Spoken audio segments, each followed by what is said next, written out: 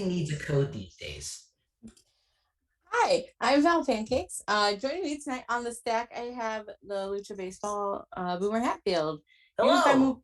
Hi, you can find Boomer Wrestling. I don't know, pretty much everywhere. You're in Camp Leapfrog as one half of the tag team champs with friend of the stack, Shay McCoy. I know you also have stuff in you wrestle Pizza Party Pro, ISW, WWR Plus. I know you've done Sean Henderson Presents shows. I saw you have C4 coming up. I know you've been in Limitless and New South. I don't know that there's anywhere you haven't been. So you can find Boomer pretty much everywhere. And you're also the WNRN Internet Champion. So, I have it here. Oh man, we need to worry about somebody coming to try to take that from you like mid-show? Say again? Do we need to worry about someone like coming to challenge you for that like mid-show? I think most people understand that if I'm mid-match, they're not going to ruin my match mid trying to take my title, but I will fight them if need be. I will stop what my legal contest to fight the illegal contest part of it. So if need be, this title, this neon title that I just won, it's very precious to me, and it's very heavy. Yeah, it looks like it has some heft to it. So did you like that reveal? Like it's right here. Yeah, I was surprised. I didn't see that there before, but I'm glad that you have it on you. I just hope that throughout the course of our time together, it stays safe. Only Shay knows where I live, so if Shay's not in the chat, I am suspect. That's fair. I just hope that I hope that everything goes okay. I wouldn't want somebody coming to challenge you during our time together. That would be very weird. Stop alerting people. So if you know it, no, I'm kidding. Well, thank you for joining me tonight. I was really excited to have you on. I know you don't do a lot of podcast interviews, so thank you for agreeing to hang out with me for a little bit. Just kind of jump right into things. Gonna roll through. What was a young Boomer like? A young Boomer was so pretty much like I am now. So I've always been an energetic, silly person. I try to maintain a very positive personality. But I didn't do a lot of sports, but I liked wrestling. So that was my main activity when I was a kid. But I try to be pretty consistent with the mindset, as a kid, I'm small, I was bullied a lot. So obviously I could go on the route of being angsty, but I just said no. And I just tried to be this. Yeah, this is something more positive. Fair enough. How did you decide to pursue wrestling? I was always interested in wrestling.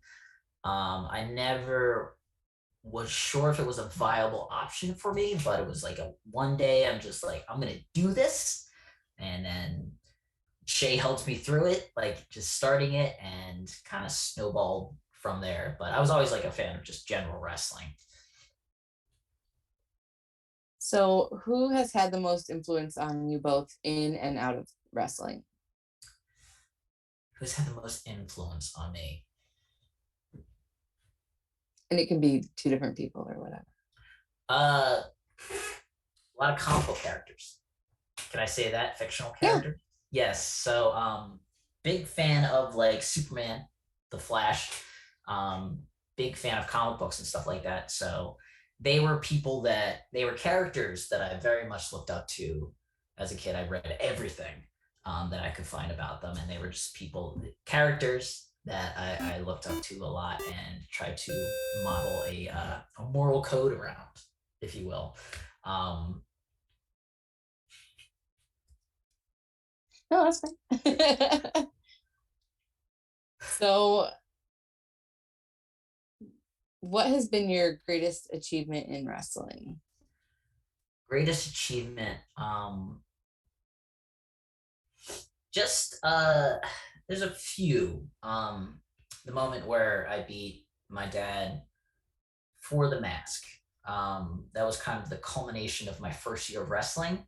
It was a big spot for me to be in, to have this kind of match, and just to kind of have this cathartic kind of like climax to this moment, and that it really hit home. It registered with a lot of people. The story, the moments, it mattered to me a lot of this story of overcoming your bullies. Um, and I'm really happy with the way that was told. I'm really happy with that moment, that match. But that was like kind of like one of my early moments, and then winning the tag titles from Camp Leapfrog with Shay. That was another kind of like build up, cathartic moment for me. Shay is my best friend ever. It's like, Aww. and just getting to do this with them, and it was so much fun. I was happy with the whole experience, all of the matches. And we got there and we got the ball and we ran with it. And I'm very proud of what we put together for that program. Um, and where we climaxed at the end. So it was very cathartic. It was very pleasing overall. So I'm very proud of those kind of two moments, kind of in my journey so far. So, what has been one of the greatest obstacles that you've overcome? Size, physically, that's always been a thing that I've had to deal with forever. I never grew an inch past 14 years old, so or gained any weight. I've just kind of been the same framework since high school. That's always been a general thing that dealing with life. But obviously, it factored into wrestling a lot. Obviously, from my style, the stories that we tell, the opponents that I work. There's a lot of like expectations that come with being someone of my size versus anything else. So telling those kind of stories, obviously, there's an obvious story of like David versus Goliath and stuff like that, but crafting creative stories around that. Me being physically able to do things, being smaller than everyone, was obviously a challenge inside and outside of wrestling. Um, I think that's one of the more physical limitations that I thought, and then just kind of like being creative when it came to wrestling is like coming in, trying to make an impact, trying to be smart and listen and creative at the same time. You're learning the basics, the fundamentals, but there's the pressure for you to be innovative and amazing. Something. I mean, I can do some physical things that a lot of other people can't do, and it's like, where do you kind of like uh, what limits do you set upon yourself, or things like that? Like, where do you let yourself stop and be comfortable with what you're doing versus, do I need more? Do I need to do more? Is there a bigger adrenaline rush that I can find? Stuff like that. So it's kind of like finding that and being comfortable with where you are and incrementally getting better instead of like, go, go, go, go, go, go, go. I need to be this good now. It's like being like, okay, here I am, go bit, bit, bit, instead of like, here to here, there's no like trying to find the happy building of a character, of a wrestler, um, instead of just feeling the pressure to be amazing all at once, or just pushing myself to my physical limitations further than it needs to go. Because I've seen that happen a lot with people. It's like some people feel the pressure that they just need to just put themselves out there, and it can hurt people. It can hurt you. It can hurt you mentally and physically and stuff like that. So just trying to kind of weather that as I'm kind of developing wrestling over the last couple of years. If that makes any sense. Oh no, I kind of get what you're saying. You're just saying to like you don't have to do everything right away. Like as long as you're improving with each As long as each as thing long you as you do. allow yourself to learn and grow naturally, you know. That's something I've tried to do. That's something I was taught a lot. So So I know that you spent some time training at Wrestle Factory. What were some of the what's your biggest takeaway from your training there? at the factory, uh, Or wherever you learning. train now or training in general? So at the factory per se, because that was at the Wrestle Factory, learning under Chikara and stuff like that. Worked with Hollow Wicked, Quack, Fire Ant, Drew Gulak, and stuff like that. Like you learned a lot of creative things, a lot of smart wrestling, logical storytelling, crazy lucha, which I still love to do. Um, there is a good balance of learning the basics and then allowing yourself to grow creatively. That was kind of like my takeaways from that. And then I moved on to Cheeseburger School, the Worldwide Dojo, and that's just a great, comfortable, amazing environment that was like after the factory kind of shut down, all the shenanigans happened. Moving on to that and just finding a nice, comfortable, safe space for a lot of people. And then CV, learning from him has been just a fantastic, like eye-opening experience for me. Just learning something different. Obviously, he's trained in all those things as well, but like he just has a new, fresh perspective on all this. So very happy to just kind of like naturally move on to this next part of training and growing. And I love it there. That's awesome. I'm glad that you were able to find somewhere comfortable to go after the other. And I'm glad that you're able to continue to grow and expand what you do, because I enjoy, obviously I wouldn't have asked to speak with you if I didn't enjoy the wrestling that you do. I'm a huge fan. Thank you. Of both you, in the single stuff that you've done as well as the tag team stuff that you've done with Shay. Just to see, to me it's different, it looks different, and the things that you do are different than the things that other people do, even though there are other people that do similar things. Like I just don't see it as much, I think. And so like you stick out to me because of that. Thank you. That was that was one of the things that we Corley wanted to do. Obviously, because me and Shay have two different like wrestling styles, but really thought the way our chemistry works. Obviously, we trained so much together that our chemistry was natural. But when we were put into this situation where we could create this tag team, it just kind of clicked immediately. Obviously, the story was pointing us in one direction, but our chemistry was so good that we kind of just made it happen anyway. Like that we were tagging. So that was always that's another when you go back to like the story of like us grabbing the tag titles for Leapfrog. It was such a cathartic thing for us too, doing that, because everyone like was trying to not make that a thing, you know, like within the Chikar world, like that wasn't part of our story. We weren't supposed to be this tag team, but we enjoyed it so much that we were so naturally good at being a tag team together that it just we had to make it happen, and we did. And obviously, we're here now, and I'm happy. My favorite part of wrestling is getting to tag with Shay. It's the happiest that I am in the ring, getting to work with them and creating stories around that. So it's been a very, very happy journey for that part of it for me, and Shay as well. Oh, that's cute.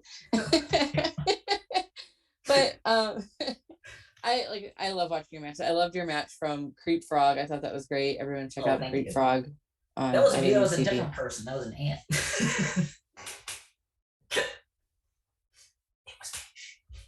It was so so we talked earlier, you've been like everywhere. Like I feel like within the past year, like you've really like taken on like post-pandemic or mid-pandemic and like went for it. and you've been several places all up and down the eastern half of the United States. Really the East Coast, yeah. But with all that traveling comes questions about being on the road, right? Mm-hmm. So what do you listen to when you're traveling? All right, so I knew this question was coming. So nobody likes what I put on in the car, and it's really frustrating for me because I like listening to classic rock. I like putting on. I'm a Pandora guy, and I just leave it on. And I kind of like let my stuff play, and everyone's like, "Boomer, what is this music?" And I'm like, "It's Pink Floyd, like, or Queen, or ELO." And it's like, "This is the classics. This is music." And everybody's just like, "No, let's put on trap music and listen to ridiculous meme stuff." And I'm like, whatever, you can control when you're not driving. And then I end up driving for 6 hours because I get to control the radio doing that. So it's kind of like a mixed bag. It's like now I have to drive for 6 hours, but I get to listen to good music versus whatever the crap other people like to listen to. And again, I like all forms of music, but I can't listen to it for 6 hours. So like it forces other people to tell their stories too, because if they don't want to listen to my music, turn down volume, and they have to talk the whole time, and they can tell their stories and stuff like that. I'm not a great storyteller, so I just like to listen a lot. But yeah, so like it kind of forces them to be interactive in the car. So, or else I'm cranking up the Led Zeppelin. So you're a classic rock guy, yes, and nobody else is a classic rock person. and not to the point that the That's surprising that I have. Unfortunately, they're just like, okay, we've listened to Led Zeppelin for an hour. I'm like, well, these albums are 6 hours long, so we got to finish the album. I'm not this much of a pain in the butt, but I don't know. So that sounds like a lot. Here's another thing that to that point, it's not like about what we're listening to, but a lot of people like to criticize how I drive. So I drive very safe. I drive the speed limit. And we always get to our destination on time. I'm a punctual person too. So I always get us to where we need to go on time. In fact, I like to leave early. Other people don't like to leave early. People on wrestler time. So they like to show up a half hour after when I ask them to show up at my house. And like, well, you're driving then. I was up, I was awake, I'm showered, I'm fresh, I'm ready to go at 3:00 in the morning, and we're driving to Indianapolis. But a lot of people are like, no, we need to drive there as fast as possible. We need to make no stops. And I'm like,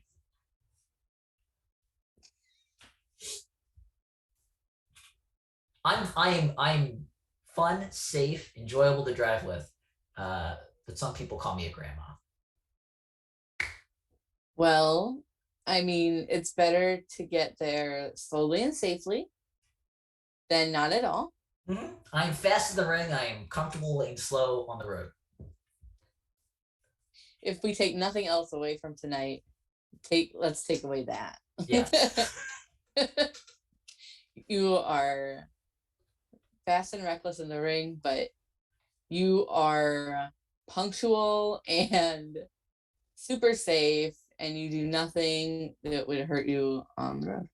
Yes, see, when I watch everyone safely to where they need to go so they can get beat up. Brilliant. And that's all you can hope for, really.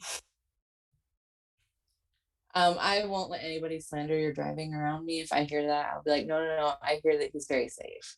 Thank you. I might pull you aside at some shows and be like, get them. If we're ever at the same show, by all means, you can cash that in. So other than listening to classic rock, what is your go-to road snack? Like, what do you have either when you start off your drive at 3:00 in the morning, or when you're coming back? Okay, so I try to avoid too much sugar. I like my sugar-free Red Bulls, if I can find them. Hard to find. I like flavored. There's the regular sugar-free, but when you get the flavored sugar-frees, those are great. I'm a pretzel guy. I like the little pretzels. Um, but not like chips or anything like that. Like occasionally, if I'm feeling froggy, I'll get a bag of candy. I love candy. Shay will tell you how much I love candy, but it has to be special. So What kind of candy do you go for? I love the sours. I'm a big sours fan. Give me the sour watermelons, even if they're the knockoff, like sour watermelons. I'll go for them. The worms, stuff like that. So I like gummies and sours. Nice. Mhm. So I've Oh, and then I never. always get a bag of combos for my partner before I come home. That's my I'm sorry I was gone for so long thing. So I'll get them like a nice bag of combos because they love combos. Oh, that's cute. That's extra cute. They're tired of it. Like, so now I have to surprise them with different flavors. Because they're like, oh, great combos again. I'm like, but they're pizza flavored. You don't understand. Well, that's adorable. Um, but I've never, so like I just recently on Twitter saw people slandering pretzels. I personally am not the biggest pretzel fan, unless it's like Soft, the big hard soft. sticks. I like the big soft pretzels, like with the Big cinnamon soft. Okay. sugar that you get with like the icing, but like that's not an everyday So snack I'm for funny. me. I'm funny with like the big Bavarian pretzels. I don't like all of the salt on them. Sometimes you'll go to a place. I like it when you have the big pretzel and the cheese sauce. I love the cheese sauce. But when it's like literally all salt, like I have to like I'm the guy who's like brushing it all off. Because sometimes they overdo it a little bit. And that really messes you up on the road, in my opinion. I don't like too much salt, but I love soft pretzels. I love hard pretzels. I like the sticks, the little nets, the little pretzels, the big pretzel. I love pretzels. Do you just like regular pretzels? Do you go for like flavored pretzels? No, not the weird pretzel. No, no, no, just regular pretzels. Oh, so flavored pretzels are weird. Yeah, I'm not a big because I'm not a big condiments guy. I'm not a big like special flavors kind of guy. Like I'm boring, I guess, when it comes to foods. Um, I like the sours and the salt, the sweet, but I don't like I hate pickles. I hate ketchup. I hate mustard. I hate mayo and relish. Same. I hate all of that stuff. So I'm also not a condiments girl at mm, all mm. by any stretch of the imagination. I wouldn't eat any of that either. So fine by Excellent. me. Fine by me. So who are your typical road buddies? Like who do you usually travel with besides probably Shay? Hey, most of the time. Travel with Calix a lot, who's a hoot and a half. Razor a lot, Mach 10, the Ants, all the general people that I travel with for the rest of the factory. Crumbles into Farge a lot. We argue a lot. It's great. Um, but generally the group I kind of trained with a lot.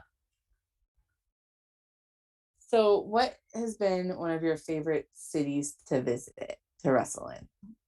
Uh, I don't get up to New York enough. I love New York. I love Boston. Um, Oddly enough, I don't get to wrestle in Philadelphia a lot, which is ridiculous. I get booked in Jersey a lot or West PA a lot, but not in Philadelphia where I live. you know, it's really it's like I got a booking in Philly, fantastic. Um, but generally, and then going out to I loved going out to Indiana a lot, just seeing that crowd. It generally just kind of seeing all the people when I get to go out there is one of my favorite stuff. Indiana in itself is boring, and Ohio is the worst state in the world, but um, just getting to see all my friends when I get to go that 12-hour drive is worth it. Aww. Chicago too. Chicago is amazing. I love Chicago. Friendship. I like it. What is your favorite move to give, and what is your favorite move to take? Favorite move to give? The Michinoku driver. Taka Michinoku is one of my favorite wrestlers of all time. And for the longest time, people were like, no, you are a small guy. You shouldn't be slamming people with moves like that. And then after a while, I was like, I can physically do it. I'm going to do it. It's my favorite wrestler and it's my favorite move. So I started doing it. That's one of my favorite moves to give. And then one of my favorite moves to take is a monkey flip. But it doesn't happen often because obviously I'm smaller than everybody. Usually that's a flip-flop situation where the bigger guy is giving the smaller person the monkey flip. But if I get monkey flipped, I can cover the entire distance of the ring. I am very good at that bump. So not enough people give me monkey flips. So give Boomer more monkey flips. I can flip and land on my feet too. So it'll be completely ineffective and look really cool. And I can come back and kick the guy in the face. Which is truly the plan. I'm telling people that they can monkey flip me, but my secret plan is to land on my feet and then kick them. So I win. So if anybody is watching this and wants to attempt to monkey flip Boomer, he will kick you in the face afterwards. Yes. I'm not Brilliant. a big kicker in the face kind of guy, but I will do it out of that. You don't generally walk around kicking people in the face. I usually can't reach that high. The heads are up here. My foot can get like this area. So it's like a little chin. Where like I get on the chest of the neck, but nobody gets a straight face kick from me. Just give him a little boop. Fair enough. Do you have any like pre-match rituals that something you always do before your matches, or something that you always listen to, or whatever? I'm a big proponent of stretching and yoga and stuff like that. So I can't feel good about going out there unless I've like stretched for like 20 minutes. I'm very cautious about safety, my body, going out there. It's just, I need to be limber. I need to feel comfortable, safe, or like, it's just, I'm not going to feel great out there. So I love doing yoga. And it's just like it's weird because like people will go out there with like nothing. They'll go out there cold. They didn't stretch. They didn't warm up, whatever. And I'm like, I'm amazed by you people. I see this at the gym all the time too. Like nobody stretches. And I'm like, I need to do all these ritual stretches and I need to have everything kind of flexible and great. To me, it means I'm gonna be able to do this for a long time because I'm stretching. But those are my main key things. And if I don't get to do it, I am so sad. I'm normally fine. But the day I go out there and I just pull a hammy, it's going to be because I didn't stretch. The one time you don't stretch is probably going to be the one time you hurt yourself. So yeah, keep stretching. No, people commented on it and they think it's like, dude, you've been over in that corner stretching for like 20 minutes and we got to call this match. And I'm like, I'm not feeling good. So. You're like, look, I can't call this match until I've done my stretching. So.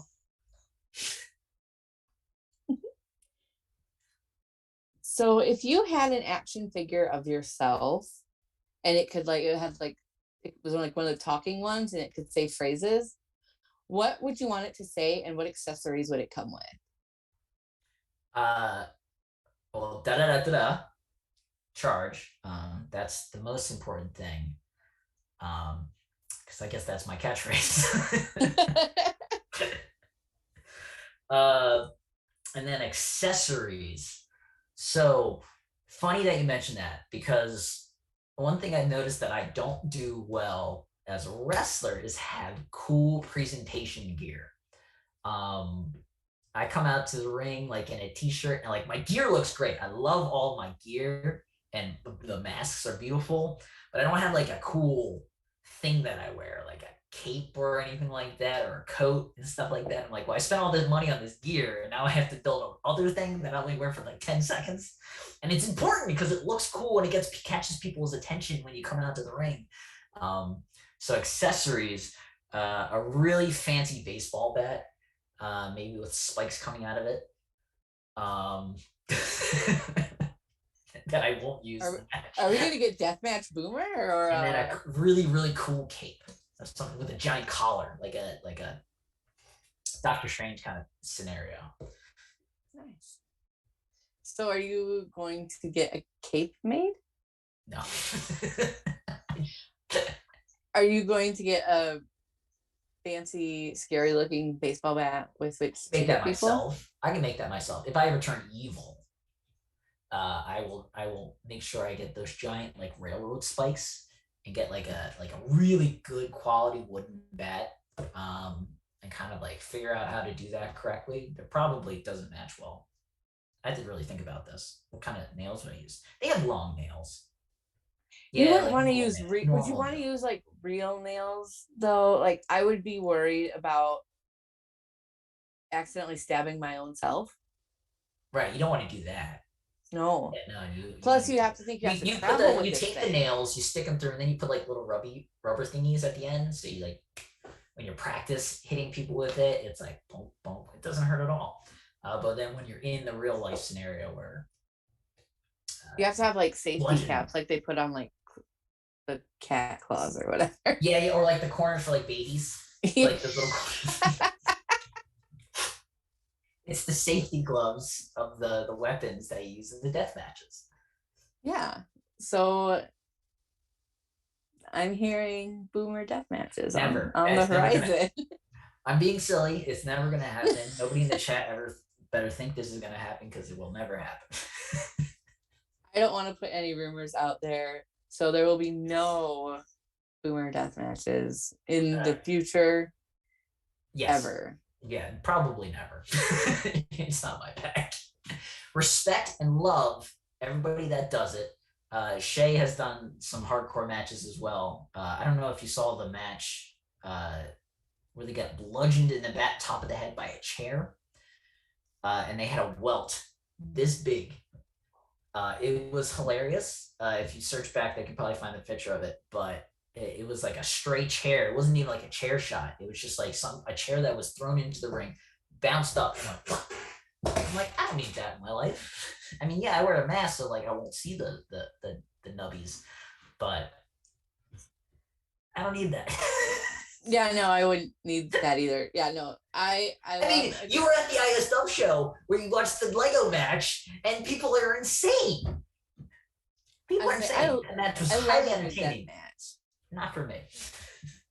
I love watching a good death match. I, by no means, would ever attempt, nor would I ever expect anybody to attempt that. Like the people that do that are far crazier than I could ever be. So, respectfully, I enjoy them, but. You know, that's the cool part about wrestling. There's something for everybody, and not everybody needs to do everything. Mm-hmm. I agree. Brilliant. So if you could create your own title, what would it be for and how would it be defended?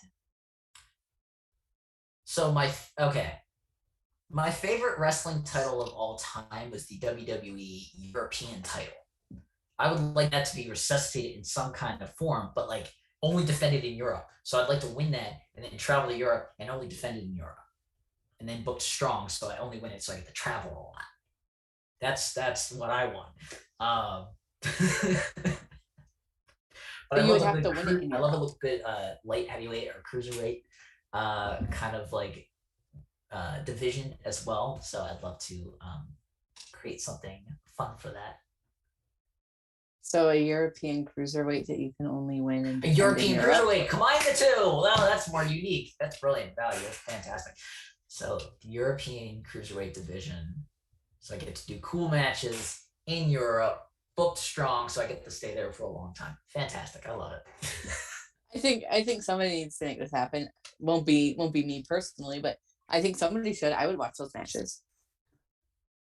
I don't get to see enough European talent because I live here, and I should branch out more, but there's only so many hours in a day. There's too much wrestling. I can watch wrestling. There's not enough wrestling, and there's too much wrestling. Good problems to have, though. So other than your gear and your phone, what can you not leave for a wrestle trip without? Like, what do you always have to take with you? Usually a towel. Because sweatiness, and you don't want to use a shirt or anything like that. I mean, yeah, makes sense. My partner always makes sure I have a bunch of granola in my bag, and water and orange slices, which is great. Oh, you guys are so cute. Thank you. But generally, comfortable pants too, because you can be on one of these trips and you're like, I have jeans and I have my gear. You need comfortable pants. Pajamas. You're driving at 3 o'clock in the morning. Why would you drive in pants when you could drive in your pajamas? Yes, you're not napping, but you're in the most comfortable pants you could be in. So sweatpants, pajamas, comfortable clothes. You absolutely need comfortable clothes with it. Bring a scarf, bring a coat because it's cold out there. Don't forget your scarf and your coat. A hat. It's cold. Important things. Usually I have too much excess with all my gear because I don't wear a lot in the ring, but the rest of the stuff in my bag. You never know what you're gonna need. Toiletries, your toothbrush. I'm in the gas stations brushing my teeth, and people think that's weird. I'm like, but I feel funky if I don't do that. So I like to feel fresh as much as possible. I'm sure that the other people in your car appreciate that.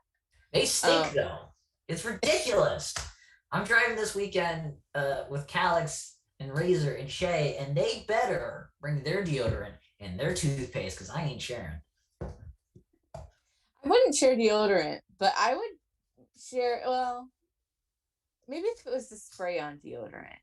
It's more of like a but not like a roll. I'm trying to prove here. It's like, yeah, well, Boomer brought it, so we're fine. I'm like,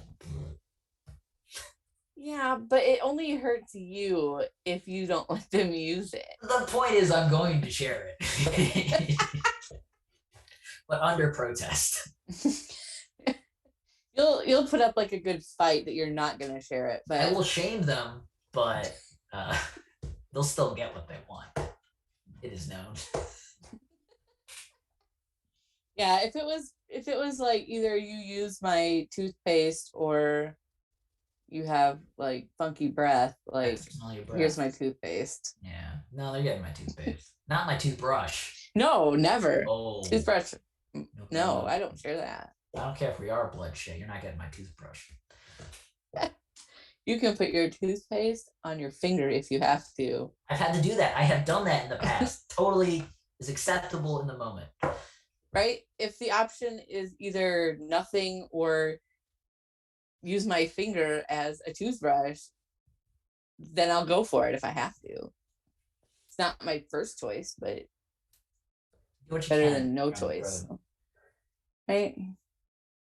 Plus you travel with friends, so weirder things, I'm sure. Yeah.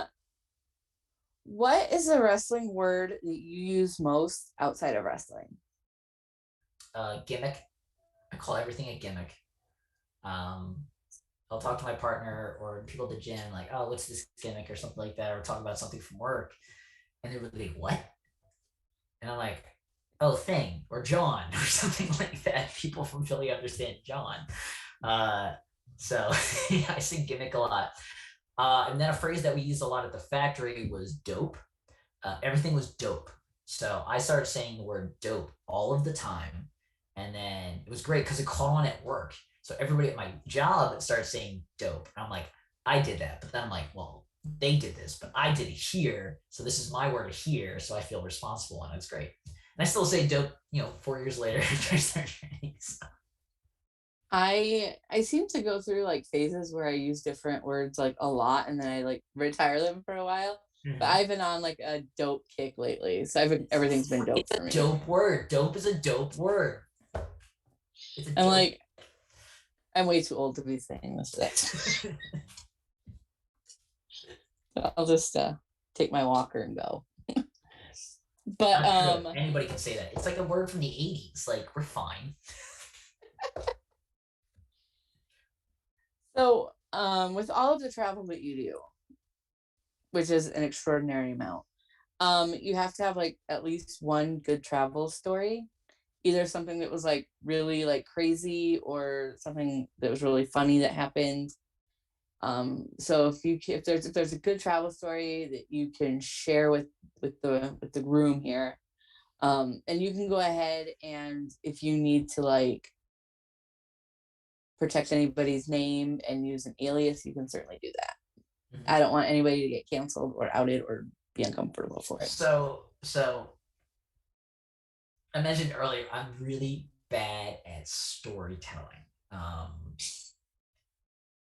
And in the moment when people ask me to tell stories, I'm very bad at it. So if I can think of something, I will. If something triggers something, but I don't think I can think of something on the spot. I'm sorry. Oh, you're fine. Something might trigger something where I can go into it. As soon as like something clicks, I'm be like, story, I got one. But it's usually I should have warned you. Yeah, if you had told me before, hey, I asked this question, come up with a story, I definitely could have thought of something. I might think of something by the end. On the moment, I'm terrible. I'm sorry.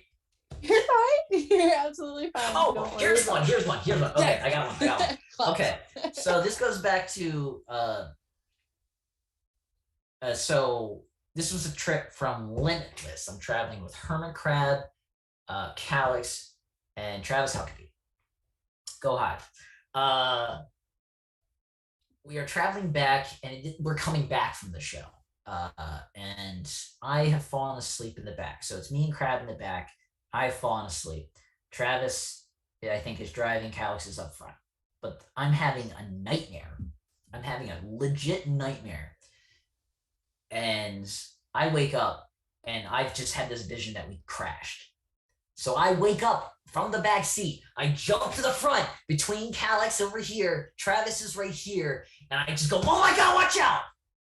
And they're like, what the? And I'm like, and they're like, what is wrong with you? And I'm like, we're not crashing? And they're like, what is wrong with you? And I'm like, I swear to God, we were crashing. And they're like, were you asleep? And I'm like, yes, I'm sorry. And I have apologized for this a million times to them. And they still like to make fun of me for it, which is bull crap, because I was asleep, and it's not fair to make fun of me for this. It's not fair. And I felt bad about it because it could have been bad. Like, like somebody could have jerked the wheel or something. Like, it could have been awful. So I do feel legitimately bad about it, but I'm like, it's still not my fault. I was asleep, and we could have, I pictured I was trying to save lives in this car. So thankfully it wasn't the scenario, but I can only imagine the confusion within the car with you like bolting out of a dead sleep, like jumping to the front and like screaming. Yeah, and like, I'm small enough where I can like dive my entire body between the two chairs. So it's like I'm full body in front, like, oh my God. And then Krabs is back still asleep because he's a deep sleeper. He didn't imagine him, didn't face him at all. He's just in the back. Oh, shorter story. Coming back from a show I did in Ohio, this was like a month ago. We're driving back to Philly. Probably just got into Pennsylvania. And we just see a light in the distance. This is on the highway, by the way. So there's clearly a right side lane and a left side lane. We're just like, is that car? No. Oh no, that's in our lane. That's coming at us. There is just a car, and we're nowhere near an exit. So this guy must have been driving on incoming traffic for at least 5-10 minutes. Like, we're nowhere near an exit. And like behind us, like, he's not getting off anywhere. He needs to pull. He wouldn't pull off to the side and just turn around and figure it out. Like, he was drunk or something. But this guy is going full steam, 90 miles an hour in the wrong direction. Luckily, we're in the right lane, and he's coming on the inside lane, and he's just driving like a madman. And I'm like, I don't know what's gonna happen to him. I don't know if we're gonna hear about this guy in the morning. But that guy is a nutball, and he's so. That's crazy. I would be so scared. So like, did he pass you then? Like, did you boost each other? Just drove straight past us and like, oh, okay, you're on it. All right. Wow. You're traveling east when you should be traveling west. Wow. Yeah, if I had noticed that, like, he had to have been like drunk or something. It has to be. Like, I don't understand how this guy didn't just get off to the side, and at least do that. Or just turn around. Like, at one point when there's nobody coming. Like, he's just sticking to it. He's sticking to he had a death wish or something. I don't know. But he was just. Oh, that's crazy. Wow.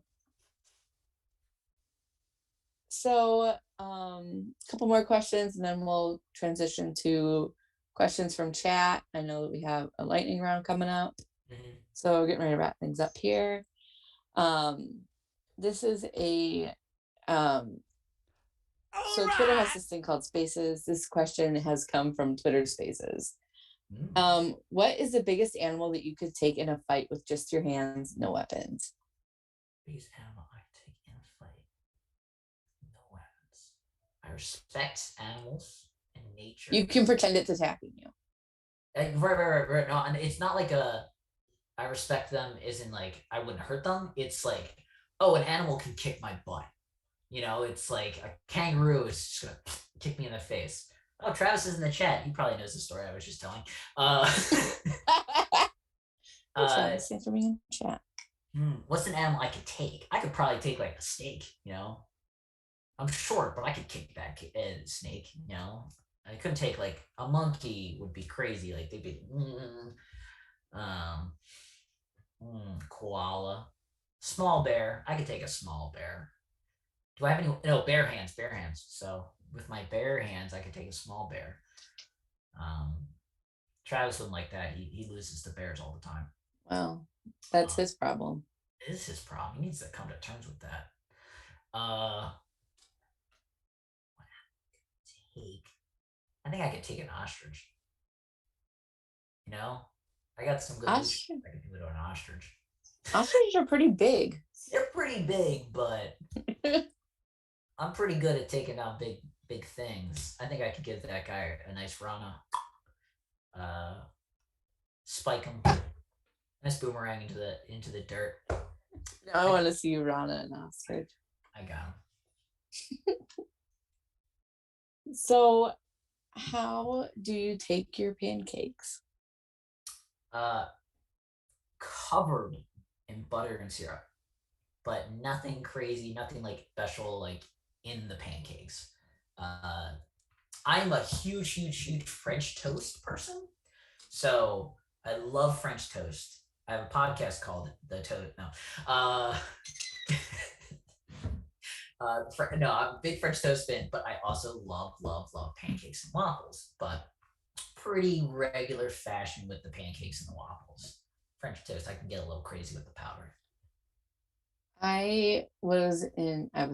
Because I saw you, I was in Philly a couple weekends ago, and I went to this place, and I had like the fanciest French toast I've ever had in my whole last life. Go on. It was apple pie French toast.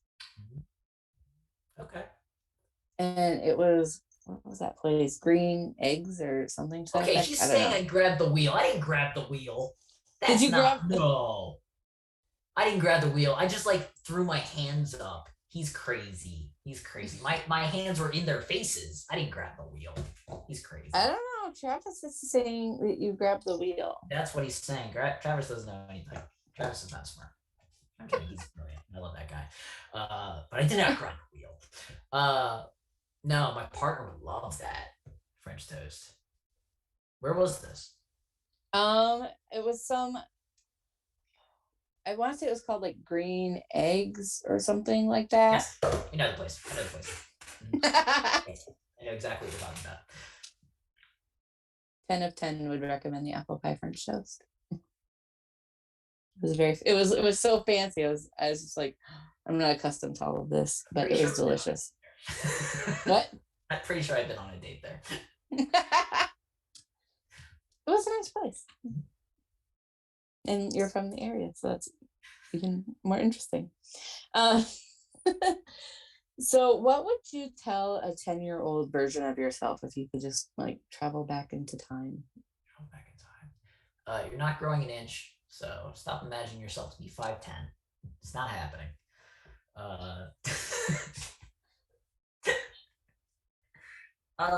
Just to generally be comfortable with yourself, be a positive influence on your friends. Do the best you can, because life's going to be a struggle for everyone, not just you, but people around you. And you're there to be supportive because they're going to be for you. So just keep your head up. It's not going to be high, but keep it up. I make a lot of short jokes on myself because I took a lot of them when I was a kid, so I know them all. I feel that a fat girl, so different but similar. And nobody can insult me better than I can insult myself, so don't even try. You got nothing. There's a wall. Right? Right. Travis is saying that he was driving and you were asleep and you shot up out of nowhere, like it didn't hit a bump or anything. He said, and then he said, you just started freaking out. Yeah. I grabbed was the having wheel a from the nightmare. back seat. Travis, I was having a nightmare that we crashed and I freaked out. Come on, man. You know this story. What if you would have grabbed the wheel? Like, it's a good thing that you, like, what if it would have been like a self-fulfilling prophecy? Like, you shoot up out of nowhere and you grab the wheel and then you crash. It could have been. I mean, that's why I apologized a lot. It could have been a very bad scenario. And I'm glad it wasn't. Travis, I was having a nightmare. He doesn't remember this. It's fine. It's fine. So, I'm not Travis anymore.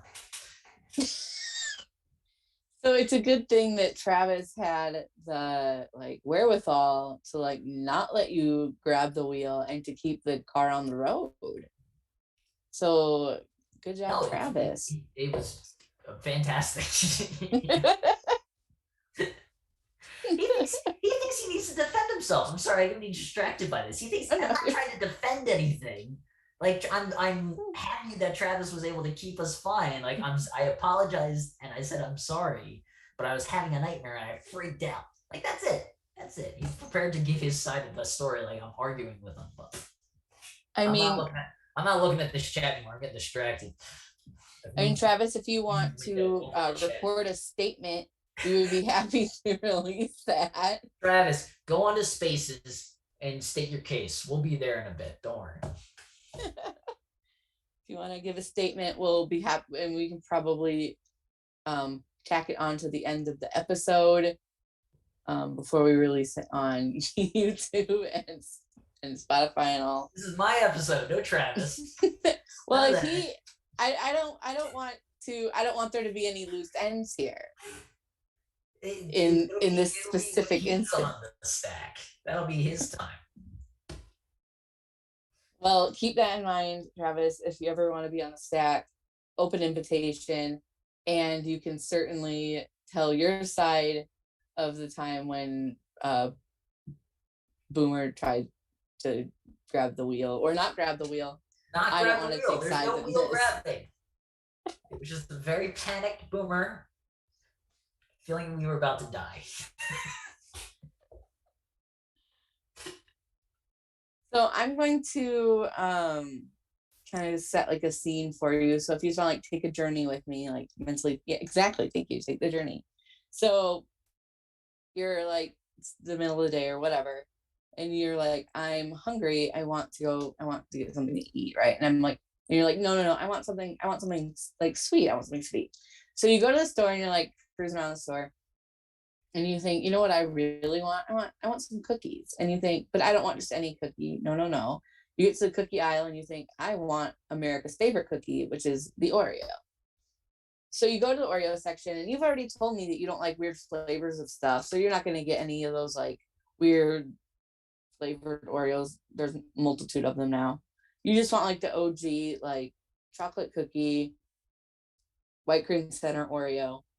But we all know that like you still have options at that point, because you can go with like the thin ones where there's like a little tiny baby bit of cream, or you can get like the OG like regular stuffed Oreos, or you can get like the double stuffed Oreos. So which Oreos are you picking, Boomer? Regular, middle ground. Stuffed too much, thin too little. Original recipe. That's where I'm at. You don't agree? So the unofficial correct answer to this question is indeed the double stuffed Oreo. Okay. Because why have a little bit of stuff when you can have more stuff?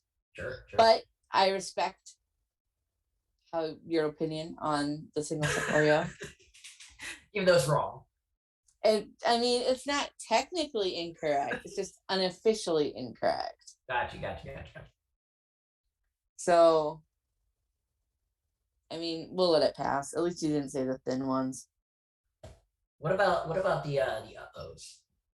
I don't think they call them uh-ohs anymore, but like the flip one where it's the vanilla cookie with the cream, or the chocolate on the side. You know, if I'm going to go for a special Oreo, if you will, I do kind of like the ones that are covered in chocolate. I really liked the Keeblers with the cookie, the regular cookie with the chocolate on the inside. Yeah. I love that. Like the reverse. I'll take a double stuffing of that. Yeah. With you there. So, Chuck or Chris, do we have questions from chat? I'm sure that we have questions from chat. Chat looked like it was popping pretty good. So popping chat? Yeah, popping chat. Maybe. So I am going to do the questions from chat.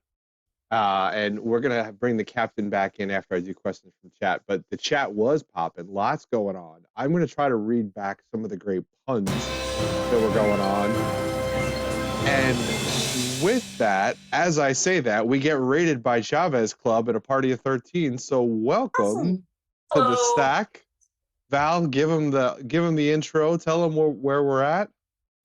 I have with me tonight, I have Boomer Hatfield, and he is wrestling everywhere on the East Coast, but he's a tag team champion for Camp Leapfrog. He also wrestles for, like I said, pretty much everywhere. C4, Pizza Party Pro, ISW, WR Plus, H2O, Limitless. You also are the WNRN Internet Champion, and I'm glad that you haven't had to defend it on the stack. That would have been very weird for me. Very nice. I'm sorry.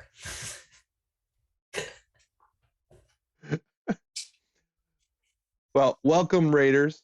You made it just in time for chat questions. So if you do have any questions, go ahead and throw them in the chat for Boomer. Fudge Cycle, we'll start with yours at the bottom of the chat, and I'll work my way back up. But Fudge Cycle 0 wants to know: have you ever had a match just completely fall apart? So I've been very fortunate that I haven't had anything completely fall apart. There have been some matches that have gone from we've had a lot of time to you have no time. So, and like that, those have been moments of panic for me in the past. I'm usually paired with people who know what they're doing, especially in my younger years. So usually got pulled through pretty well. I've had a few matches go awry, but nothing major, luckily. So finger crossed that doesn't happen. But my career is young. Who knows? Something could happen. So we won't jinx that. We're just going to move on. Yeah, I don't want to be the cause of like your next match just being like a mess. I've had matches where like people are like, "Yeah, you landed on your head. Are you alive? Are you okay?" And I'm like, "I'm great."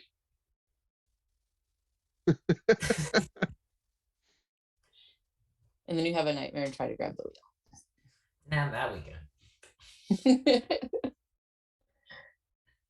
All right, so next question, we're going to go to Boo Nanners because I have a whole group of questions from our resident VIP Vic.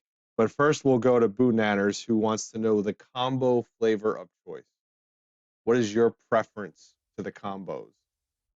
I'm usually the regular red cylinder, but of chips, French onion. Oh, combos. I'm thinking Pringles. Pringles. Oh, no.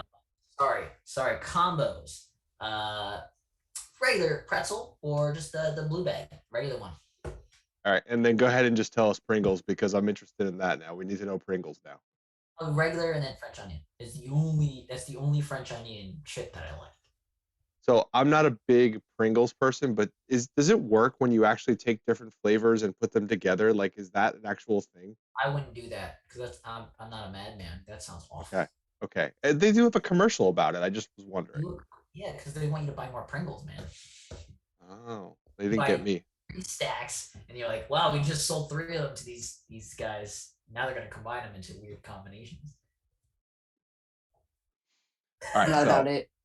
No, thank you. Yeah, no, thank you. So go ahead and throw any more questions here while you guys are doing that. I am going to get to the grouping of our VIP Vic questions. So he starts off his questions with, baseballs are rubbed in dirt to roughen them up before games. What does Boomer do to roughen himself up before matches? Roughen myself up.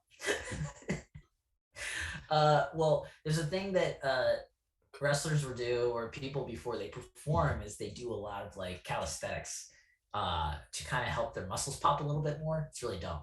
But like Dasher, he would do like 100 push-ups before he went out there, and he was like, I gotta make my pecs pop. So that was always funny. And then people like to spray themselves in water.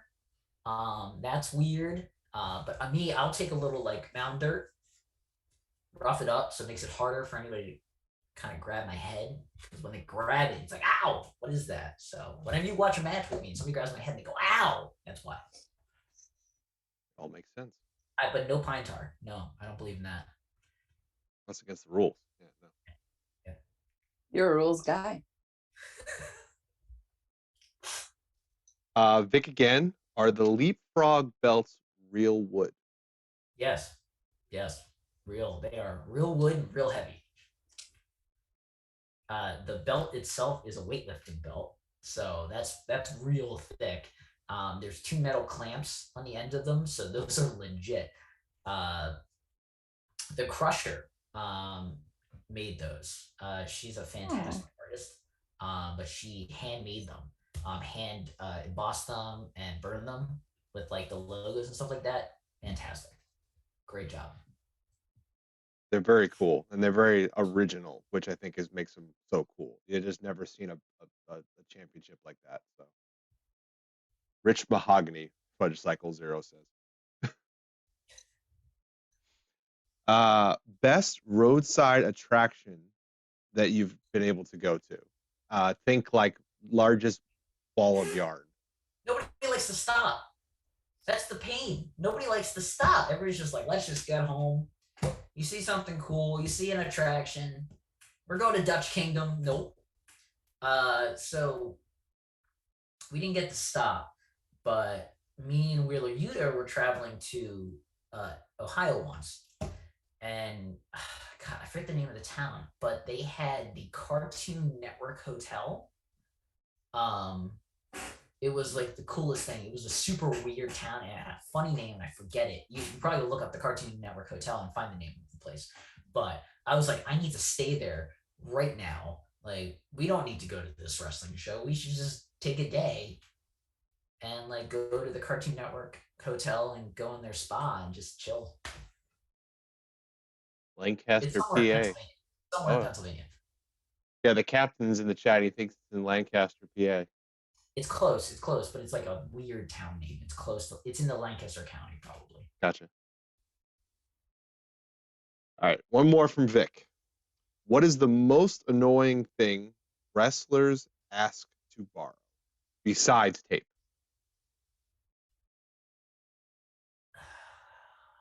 Tape is annoying. Tape is so annoying.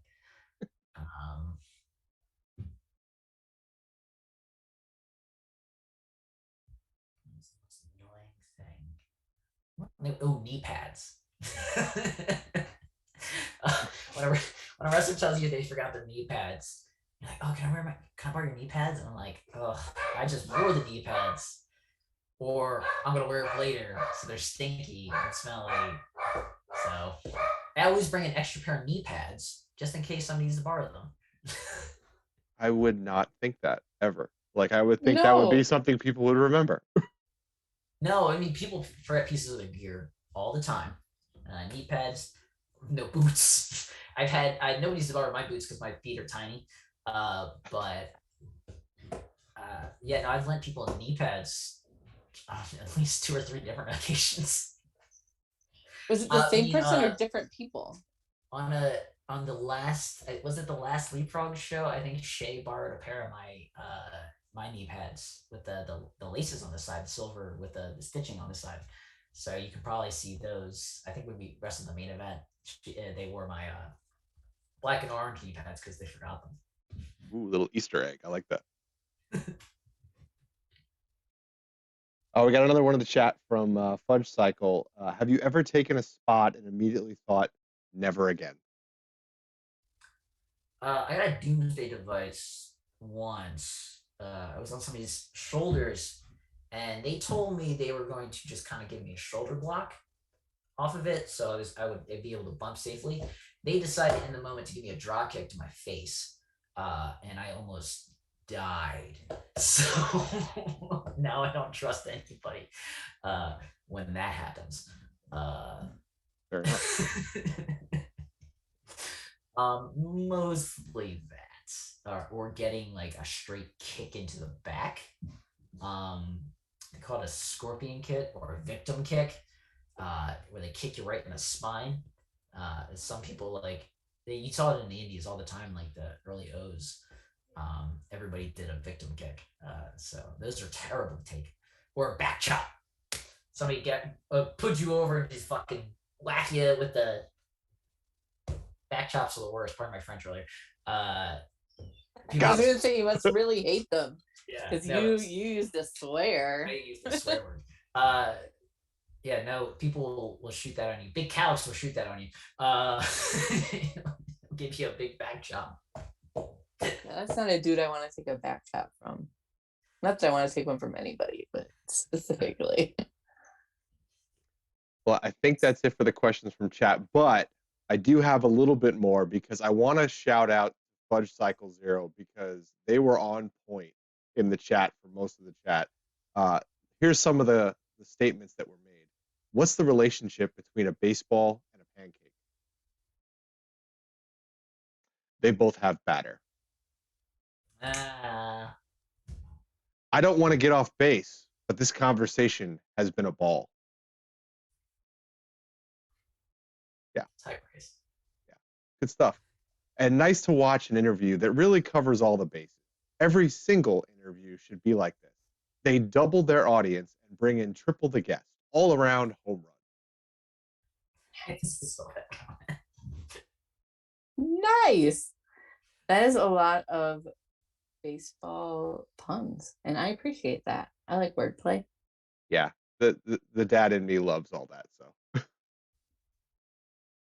but that's it for me, and that's it from the chat. I don't think we have any more from the chat. Going once. Do we have?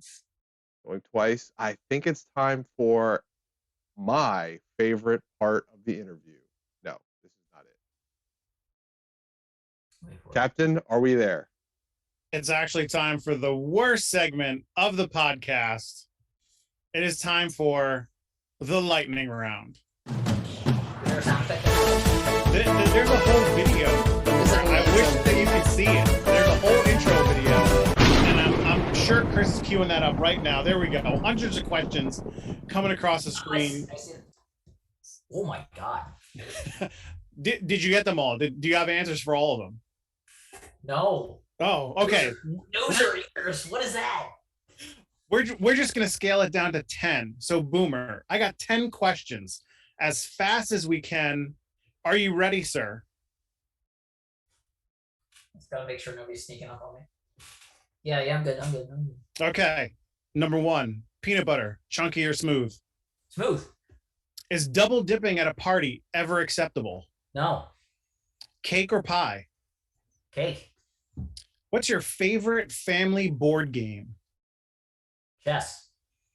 The best baseball game food? Hatfield hot dog. If you could have dinner with anyone living or dead, who would it be? Mr. Perfect. What's your most hated food? Avocado. Favorite childhood movie? Back to the Future. No, Land Before Time. Land Before Time. No, no. Oh. Brave's Little Toaster. Brave's Little Toaster. That's the one. Okay. Favorite holiday? Halloween. And last but not least, a baseball question. Controversial may. Should Pete Rose be in the Hall of Fame? No. That's it. That's 10. You survived. I almost flubbed that one though. I had 3 different answers for it. So That's okay. You landed on the Brave Little Toaster.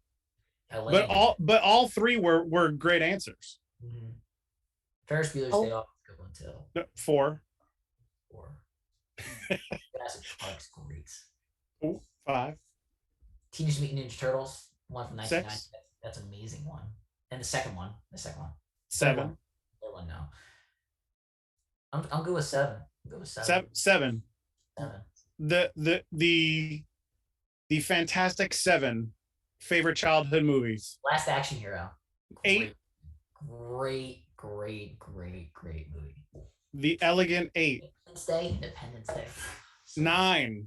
So see, I think 9 is a good place to stop because there are 9 innings in a baseball game. Oh, there you go. Look at that, I Val. haven't even talked to all the baseball movies. Major League. No, okay. A League of Their Own. Amazing. That's 11. Amen out. That's 12. Yeah, we could do a whole show on this. Bull but Durham. Major League. That's what I said. That was the first one I said. Major League was indeed first. Okay, Major League 2. Major League 2 was good. Yeah. Major League 3 was terrible. Rookie of the Year. Yes, great. Little Big League. Brewster's Millions. Little Big League. Brewster's Millions, best baseball movie ever made. I don't know that one. Field of Dreams. My. Field of No. Hold on. Brewster's Millions with Richard Pryor I have no idea what you're talking and about. John Candy. It's an 80s movie. Cast already. I need to watch. Yes. Eugene Levy is also in it. It is a fantastic movie. Is this like later 80s? I'm gonna say mid 80s probably. Okay. Brewster's Millions. Okay. I've never seen this movie, but I've heard of it. I'll look it up. So I can't vouch for it if it's good or not, but watch it and find out, I guess. So what upcoming shows do you have besides like a whole bunch? So I'm going to be at EWE this weekend. That's in Indiana. The following weekend, I will be at C4 in Ottawa. Super happy to return to Canada. I'm blown away by that. Like, I'm super happy for that opportunity too. Dropkick Depression. On the following, the 13th, I'll be there. On the 20th of November, I'll be in Invictus Pro, and then at the end of November on the 27th, me and Cher are going to be defending the Campeones de Ranas against Avery Good, professional wrestler, and Addie Jane. So we're going to be wrestling down at a Camp Leapfrog show in New Jersey. Happy Campers is the name. Happy Campers. And I'm sure that will, I don't know if it's live streaming or not, but I'm sure it will be, that will be on IWTV. It will be live streaming? Awesome. Even better. Heck yeah.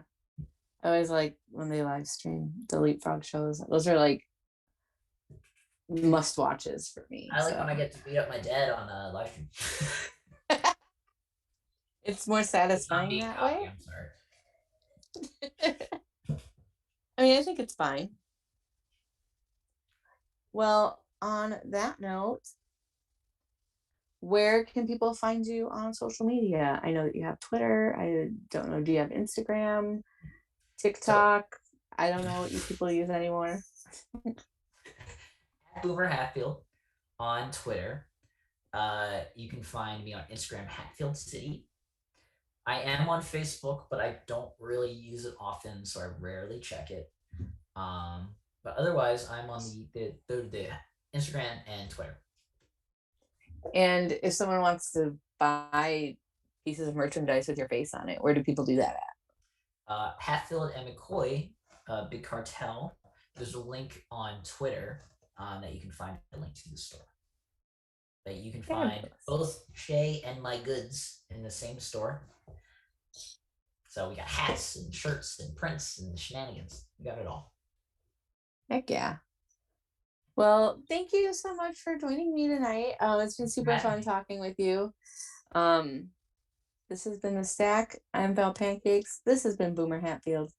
Be sure to check Boomer out at the live streaming Camp Leapfrog show, Happy Campers, as well as literally everywhere else he's going to be, which is, it sounds like you're booked probably through the end of the year. November is good. November and December, happily good. So if you're on the East Coast, Boomer will find you. So make sure to go and support. Follow Boomer on social media, Twitter, Instagram, and check out his merch. And thank you everybody for joining us tonight. Be sure to stop by next week, same time, same place, and I will have Schwartzy on. So that should be very interesting. Thank you everybody, and thank you, Boomer. Thank you so much. Somebody snuck up on me.